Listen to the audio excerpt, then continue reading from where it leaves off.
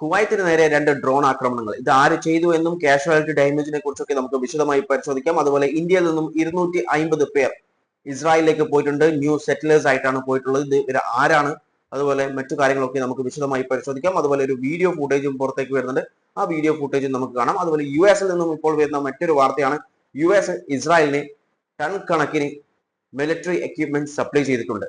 ഇത് ഇറാനെ തകർക്കാൻ വേണ്ടിയിട്ടാണോ അതോ ഹെസ്ബുള്ളയെ തകർക്കാൻ വേണ്ടിയിട്ടാണോ എന്ന് നമുക്ക് പരിശോധിക്കേണ്ടതുണ്ട്. കാരണം ഹെസ്ബുള്ള പഴയ ഹെസ്ബുള്ള അല്ല. ഇപ്പോൾ ഇസ്രായേലിന്റെ ഡ്രോൺ ഒക്കെ അടിച്ചു വീഴ്ത്തുന്ന വീഡിയോസ് ഒക്കെ, അതായത് ഹെസ്ബുള്ള അടിച്ചു വീഴ്ത്തുന്ന വീഡിയോസ് ഒക്കെ ഇപ്പോൾ പുറത്തു വന്നുകൊണ്ടിരിക്കുന്നുണ്ട്. നമുക്ക് ആ വീഡിയോസും കാണാം. ആദ്യം തന്നെ നമുക്ക് കുവൈത്തിലെ ഇഷ്യൂ നോക്കാം.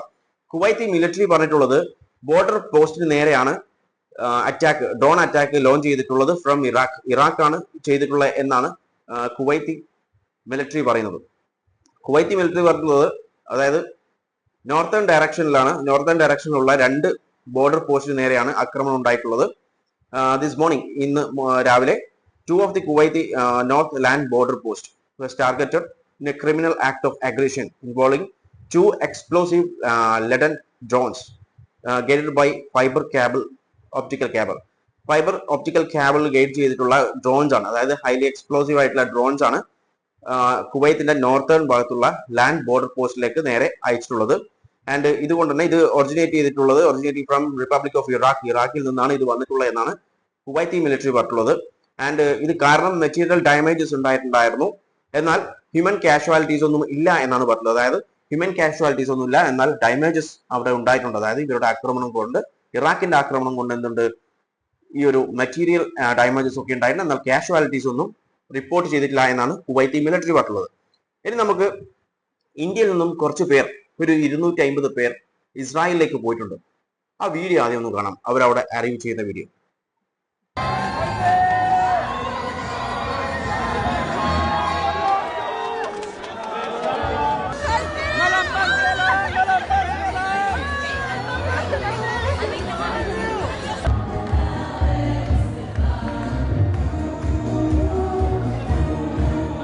הערב מגיעים כ-250 עולים מהבני מנשה. זה תחילתו של תהליך היסטורי להעלאת כל בני המנשה מהודו. תוך 5 שנים, 1,200 כל שנה, בעזרת השם אנחנו מסיימים את זה.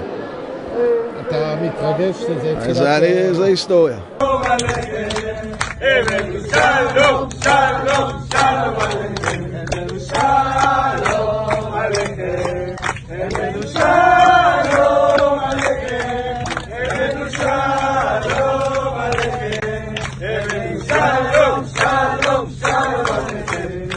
Very excited.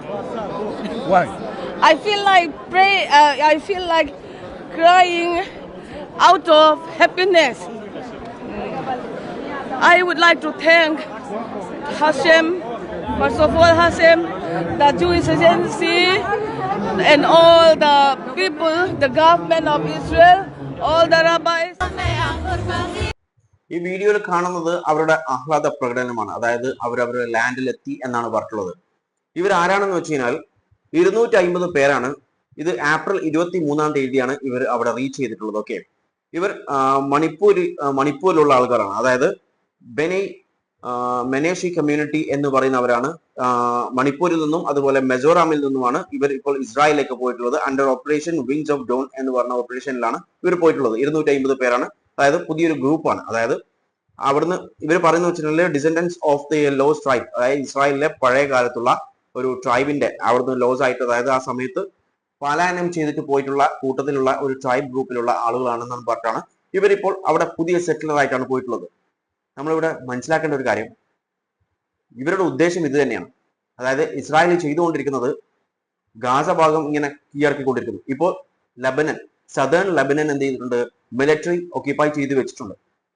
ഇനി ഇപ്പൊ വന്നിട്ടുള്ള ആളുകളൊക്കെ, അതായത് മണിപ്പൂരിൽ നിന്ന് മിസോറാമിൽ നിന്നൊക്കെ ഇപ്പൊ പോയി ഇന്ത്യയിൽ നിന്ന് പോയിട്ടുള്ള ആളുകളൊക്കെ മിക്കവാറും ഇവരെന്ത് ചെയ്യും, സദേൺ ലബനനിൽ പുതിയ സെറ്റിലേഴ്സ് ആയിട്ട് അവരെ കൊണ്ടുപോയി താമസിപ്പിക്കും. പിന്നീട് അത് എസ്റ്റാബ്ലിഷ് ചെയ്ത് പിന്നെ അത് ഇൻക്രീസ് ചെയ്ത് ഗ്രാജുവലി ബാക്കിയുള്ള സദേൺ ലബനൻ മുഴുവനായിട്ട്, അതായത് ലത്തീനിയ റിവർ വരെ ഇവരെന്ത് ചെയ്യും, പിടിച്ചടക്കും. ഇത് തന്നെയാണ് അവരുടെ ഉദ്ദേശം. അതായത് ലോകത്തിലുള്ള പല ഭാഗത്തുള്ള ജൂയിഷിനെ ഇവിടത്തേക്ക് കൊണ്ടുപോവുക, അവിടെ സെറ്റിൽ ചെയ്യുക, അതും സ്വന്തം നാട്ടിലല്ല മറ്റു രാജ്യങ്ങൾ കൈയടക്കി എന്നാലോ ഈ കാര്യത്തിനെയോ ആരും എതിർക്കുന്നുമില്ല. ലോകത്തിലെ UN ഉണ്ട്, ഏതൊക്കെ ഓർഗനൈസേഷൻ, ഇന്റർനാഷണൽ ഓർഗനൈസേഷൻസ് ഉണ്ട്, ഇവരൊന്നും ഇതിനെക്കുറിച്ച് സംസാരിക്കുന്നില്ല. എന്നാൽ മറ്റു ഏതെങ്കിലും രാജ്യങ്ങൾ എന്തെങ്കിലും ഒന്ന് തൊട്ട് കഴിഞ്ഞാൽ, എന്തെങ്കിലും ചെറിയൊരു പ്രശ്നം ഉണ്ടാക്കി കഴിഞ്ഞാൽ അപ്പാടെ ഇടപെടും അവിടെ. എന്നാൽ ഇത്രയും വലിയ, അതായത് മറ്റൊരു രാജ്യത്തിന് നേരെ ആക്രമണം നടത്തുന്നു, സ്ഥിരമായി ആക്രമണം നടത്തുന്നു, പല രാജ്യങ്ങൾക്ക് നേരെ, ഒരു രാജ്യത്തിന് നേരെയല്ല പല രാജ്യത്തിന് നേരെ ഇസ്രായേൽ എന്ത് ചെയ്തിട്ടുണ്ട്, അറ്റാക്കിങ് നടത്തിയിട്ടുണ്ട് ഈ ഇത്രയും വർഷത്തിനിടയിൽ. അപ്പോൾ യഥാർത്ഥത്തിൽ പ്രശ്നക്കാർ ആരാണ്? മറ്റു രാജ്യങ്ങളാണ്, ആ രാജ്യങ്ങളാണ്. അല്ല, ഈ ഒരു രാജ്യം, അതായത് ഇസ്രായേൽ എന്ന് പറയുന്ന ഒരു രാജ്യം ഇത്രയും രാജ്യങ്ങളെ അറ്റാക്ക് ചെയ്യുന്നു. അപ്പോൾ യഥാർത്ഥ പ്രശ്നം ആർക്കാണ്? ഇസ്രായേലിനാണ്. അവരെയാണ് ചോദ്യം ചെയ്യേണ്ടതും കാര്യങ്ങളൊക്കെ. പറഞ്ഞിട്ട് കാര്യമില്ല. കാരണം നമ്മുടെ ബെഞ്ചമിൻ നെതന്യാഹുവിന് എതിരെ അറസ്റ്റ് വാറന്റ് ഉണ്ട്. ഇപ്പോഴും അയാൾ അവിടുത്തെ പ്രൈം മിനിസ്റ്റർ ആയിട്ട് ഇങ്ങനെ നടക്കുന്നു.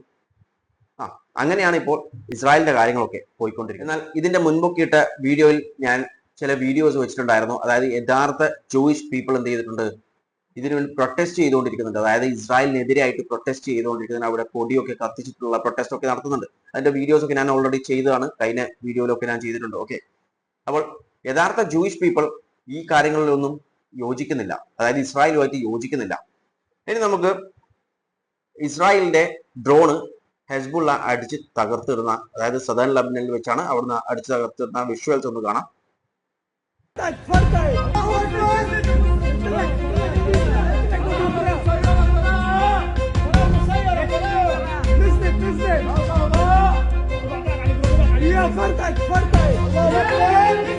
അപ്പോൾ എക്സ്പേർട്സ് പറയുന്നത്, അതായത് പല എക്സ്പേർട്സും ഇതിനെക്കുറിച്ച് പണ്ടും ആദ്യം മുതലേ ഇത് നോക്കുന്ന, അതായത് നിരീക്ഷിക്കുന്ന എക്സ്പേർട്സ് പറയുന്ന കാര്യങ്ങൾ ഇത്രയേ ഉള്ളൂ. ഹെസ്ബുള്ള പഴയ ഹെസ്ബുള്ള അല്ല. ഇപ്പോൾ നല്ല രീതിയിലുള്ള അടി ഇസ്രായേലിനെ അടിക്കുന്നുണ്ട് എന്നുള്ള കാര്യങ്ങളാണ് ഇവർ പറഞ്ഞുകൊണ്ടിരിക്കുന്നത്. അതിന് ഇവർ പറയുന്ന കാരണം ഇറാന്റെ ഹെൽപ്പ് ഉണ്ടാവാം. കാരണം ഇപ്പോൾ ഇറാൻ സീസ് ഫയറിലാണ്. എന്നിരുന്നാലും ഇസ്രായേലിനെ അടിക്കാൻ വേണ്ടിയിട്ടുള്ള ചാൻസ് കിട്ടുന്നതുകൊണ്ട് തന്നെ ഹെസ്ബുള്ളയെ സഹായിക്കുന്നുണ്ട്. എന്നാൽ ഇതേ സമയം ആദ്യം നമ്മുടെ ഡൊണാൾഡ് ട്രംപ് എണ്ണം പറഞ്ഞിട്ടുള്ളത് ആരും ഹെസ്ബുള്ളയെ സഹായിക്കുന്നില്ല, പ്രത്യേകിച്ചും ഇറാനും സഹായിക്കുന്നില്ല എന്നാണ്. പക്ഷേ ഇപ്പോൾ നമ്മുടെ ട്രംപ് എണ്ണൻ പറഞ്ഞിട്ടുള്ളത് അങ്ങനെയല്ല. ട്രംപ് എണ്ണം പറഞ്ഞിട്ടുള്ളത് ഒരു അഗ്രിമെന്റിൽ എത്തണമെന്നുണ്ടെങ്കിൽ, ഇറാനുമായിട്ട് ഒരു അഗ്രിമെന്റ് എത്തണമെന്നുണ്ടെങ്കിൽ ഇറാൻ ആദ്യം ഹെസ്ബുള്ളക്ക് ഫണ്ട് ചെയ്യുന്നത്, അതുപോലെ വെപ്പൺസ്, ട്രെയിനിങ് ഇതൊക്കെ നിർത്തണം. എന്നാൽ മാത്രമേ ഒരു അഗ്രിമെന്റിൽ എത്താൻ പറ്റൂ എന്നാണ് ഇപ്പോൾ ട്രംപ് എണ്ണം പറഞ്ഞിട്ടുള്ളത്. അതായത് ഇപ്പോഴും ഇറാൻ എന്ത് ചെയ്യുന്നുണ്ട്, ഹെസ്ബുള്ളയെ ഹെൽപ്പ് ചെയ്യുന്നുണ്ട് എന്ന് തന്നെയാണ് അർത്ഥം.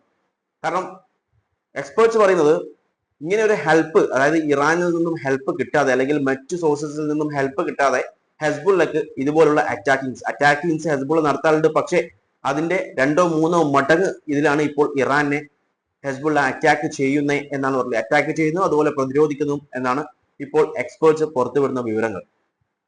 അതുപോലെ US നിന്നും ഇപ്പോൾ ഇസ്രായേലിലേക്ക് വൻതോതിലുള്ള മിലിറ്ററി സപ്ലൈസ് നടത്തിയിട്ടുണ്ട്. ആ വിഷ്വൽസ് ആദ്യം നമുക്ക് കാണാം, എന്നിട്ട് അതിനെക്കുറിച്ച് സംസാരിക്കാം.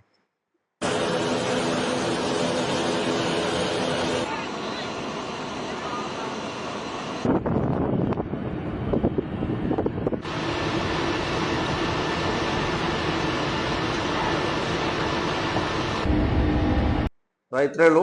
Dozens of US aircraft carrying military supplies reportedly reach Tel Aviv. Tel അവീവിലേക്ക് എന്ത് ചെയ്തിട്ടുണ്ട്, ഒരുപാട് മിലിറ്ററി സപ്ലൈസ് US ഇസ്രായേലിലേക്ക് അയച്ചിട്ടുണ്ട് എന്നാണ് പറഞ്ഞിട്ടുള്ളത്. അങ്ങനെയാണ് US നിന്നും വരുന്ന റിപ്പോർട്ടുകൾ. ഇത് ഇറാനെ തകർക്കാൻ വേണ്ടിയിട്ടാണോ? അല്ല, ഹെസ്ബുള്ളയെ തകർക്കാൻ വേണ്ടിയിട്ടായിരിക്കും എന്നാണ് എക്സ്പേർട്സ് പറയുന്നത്. കാരണം ഹെസ്ബുള്ള ഇസ്രായേലിന് പിടിച്ചു നിൽക്കാൻ കഴിഞ്ഞില്ല ഇപ്പോൾ. കാരണം അങ്ങനെയുള്ള അറ്റാക്കിങ്സ് ആണ് ഹെസ്ബുള്ളയുടെ ഭാഗത്ത് നിന്ന് വരുന്നത് എന്നാണ് എക്സ്പേർട്സ് പറയുന്നത്. അങ്ങനെ വരുമ്പോൾ ഇസ്രായേലിന് ഒറ്റയ്ക്ക് അടിക്കാൻ കഴിയില്ല. അപ്പോൾ US ഹെൽപ്പും കൂടി, അതായത് US സപ്ലൈസും കൂടി വെച്ചിട്ടാണ് ഹെസ്ബുള്ളയെ ഇപ്പോൾ അറ്റാക്ക് ചെയ്യാൻ പോകുന്നത്. അപ്പോൾ ഹെസ്ബുള്ളയെ തകർക്കാൻ വേണ്ടിയിട്ടാണ് ഇങ്ങനെ ഒരു സപ്ലൈസ് US അയച്ചിട്ടുണ്ടാവുക എന്നാണ് എക്സ്പേർട്ട് പറയുന്നത്. കാരണം ഇറാൻ ബാക്കിങ് ചെയ്യുന്നുണ്ട് ഹെസ്ബുള്ളയെ.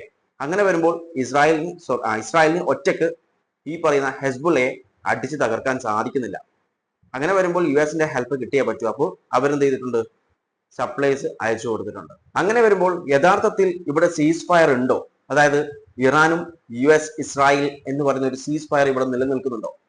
ആളുകളുടെ കണ്ണിൽ പൊടിയിടാൻ വേണ്ടിയിട്ട് ഒരു സീസ് ഫയർ നടക്കുന്നുണ്ട്. പക്ഷേ അതേസമയം ഹെസ്ബുള്ളയുടെ ബാക്കിൽ ഇറാൻ നിന്ന് ഇസ്രായേലിനെ അടിച്ചുകൊണ്ടിരിക്കുന്നുണ്ട്. ഇസ്രായേൽ എന്ത് ചെയ്യുന്നുണ്ട്, ഹെസ്ബുള്ളയും അടിച്ചുകൊണ്ടിരിക്കുന്നുണ്ട്. ഡയറക്ട്ലി ഇറാന് അടി കിട്ടുന്നില്ല എന്നേ ഉള്ളൂ. പക്ഷേ ഇറാൻ എന്ത് ചെയ്യുന്നുണ്ട്, ഇസ്രായേലിന് നല്ല രീതിയിൽ പണി കൊടുക്കുന്നുണ്ട്. അതായത് പിന്നിൽ നിന്ന്, ഹെസ്ബുള്ളയുടെ പിന്നിൽ നിന്ന് ഇസ്രായേലിന് നല്ല രീതിയിലുള്ള അടി കിട്ടുന്നുണ്ട്. കാരണം കഴിഞ്ഞ ഒരാഴ്ചന്റെ ഉള്ളിൽ, അതായത് ലെബനനിൽ സീസ് ഫയർ പ്രഖ്യാപിച്ചിട്ടുണ്ടായിരുന്നു. അതിനുശേഷവും ഹെസ്ബുള്ള അതുപോലെ ഇസ്രായേൽ ഹെസ്ബുള്ളയെ അടിക്കുന്നുണ്ട്, അതുപോലെ ഹിസ്ബുള്ള ഇസ്രായേലിനെ അടിക്കുന്നുണ്ട്. എക്സ്പേർട്സ് പറയുന്നത് ഒരു നോർമൽ, അതായത് ഹെസ്ബുള്ളയുടെ നോർമൽ ആയിട്ടുള്ള അടിയല്ല എന്നുള്ളതാണ്. കുറച്ച് എന്താണ് പറയാ, ഇപ്പം 2-3 ടൈംസ് എന്ന് പറയുന്നത്, അതായത് മടങ്ങ്, അതായത് 2-3 മടങ്ങ് ശക്തിയിലാണ് ഹെസ്ബുള്ള ഇസ്രായേലിനെ അറ്റാക്ക് ചെയ്യുന്നതും. ഇന്ന് ഞാൻ ഇട്ട വീഡിയോയിൽ പറഞ്ഞിട്ടുണ്ടായിരുന്നു, നോർത്തേൺ ഇസ്രായേലിൽ എന്ത് ചെയ്തിട്ടുണ്ട്, അപ്പർ ഗലീലയിൽ ഒക്കെ ഹെസ്ബുള്ള അറ്റാക്ക് ചെയ്തിട്ടുണ്ട് ഇന്നലെയും ഇന്നുമായിട്ട്. അപ്പോൾ ഇതൊക്കെ ഇറാന്റെ ബാക്കിങ്ങിലൂടെ ചെയ്യുന്ന കാര്യമാണെന്നാണ് എക്സ്പേർട്സിന്റെ ഒപ്പീനിയൻ.